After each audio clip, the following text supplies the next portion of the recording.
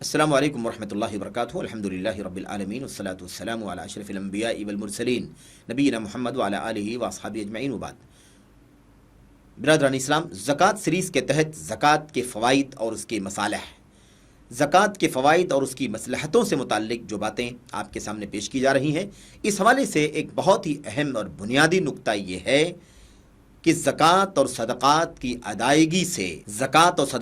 ادائیگی سے بہت ساری بھلائیاں اترتی ہیں اور بہت ساری آفتیں مصیبتیں ٹلتی ہیں، بہت ساری بھلائیاں حاصل ہوتی ہیں، بہت سارا خیر حاصل ہوتا ہے،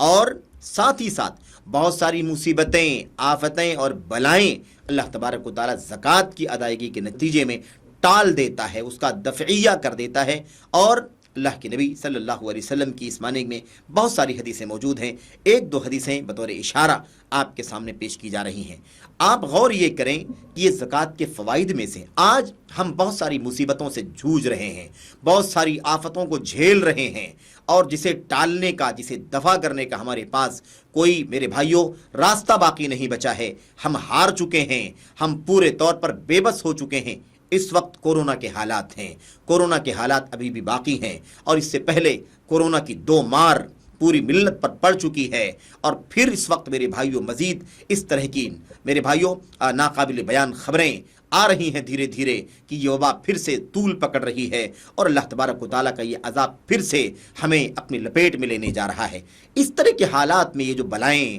آفتیں، مصیبتیں جو ہمارے اوپر ٹوٹی ہوئی ہیں،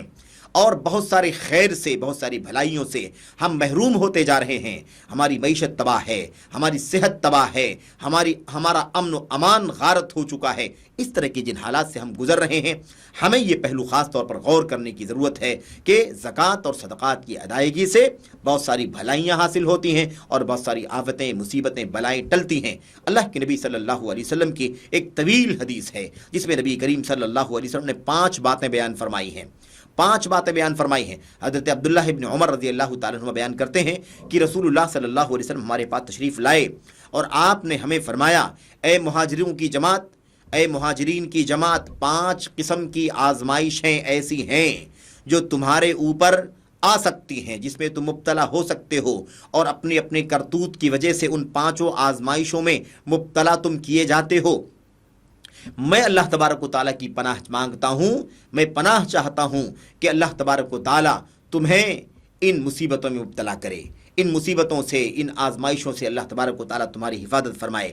ان 5 مصیبتوں میں سے ایک مصیبت کا تذکرہ، ایک آفت کا تذکرہ، اور اس کا سبب اللہ کے نبی صلی اللہ علیہ وسلم نے فرمایا ہے۔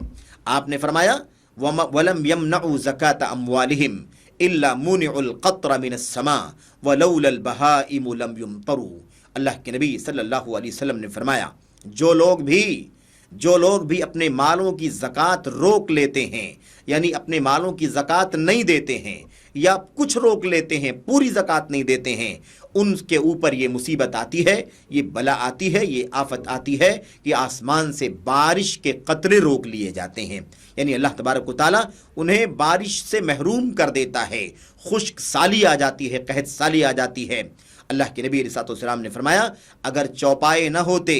یہ مویشی نہ ہوتے، یہ جانور نہ ہوتے، تو اللہ تبارک و تعالیٰ ان پر بارش ہی نہ برساتا، لیکن چونکہ اس دنیا میں، اس روئے زمین پر انسانوں کے علاوہ بہت سارے مویشی بھی ہیں، چوپائے بھی ہیں، حیوانات اور جانور بھی ہیں، انہیں کھانے پینے کی، انہیں غذاؤں کی فراہمی کرنی ہے، ان کے لیے پینے کا انتظام، کھانے کا انتظام کرنا ہے، اس لیے اللہ تبارک و تعالیٰ انہیں غذا فراہم کرنے کی غرض سے بارش برساتا ہے، غذائیں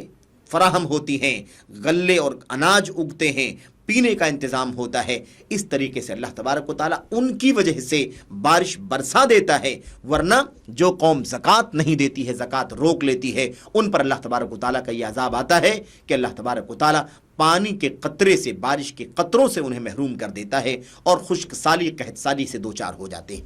آپ اندازہ لگائیے کس طرح سے میرے بھائیوں نبی کریم صلی اللہ علیہ وسلم نے یہ بات بیان فرمائی ہے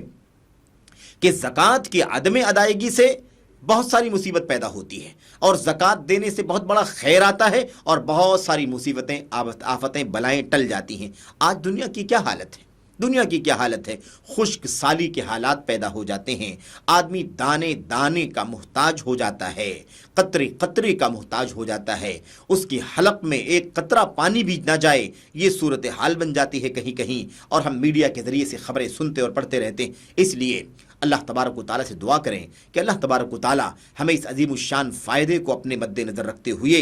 زکوٰۃ کی ادائیگی، صدقات و خیرات کرنے کی توفیق عطا فرمائے، آمین رب العالمین۔ وصلی اللہ وسلم وبارک علی نبینا محمد وعلی آلہ وصحبہ اجمعین، والسلام علیکم ورحمۃ اللہ وبرکاتہ۔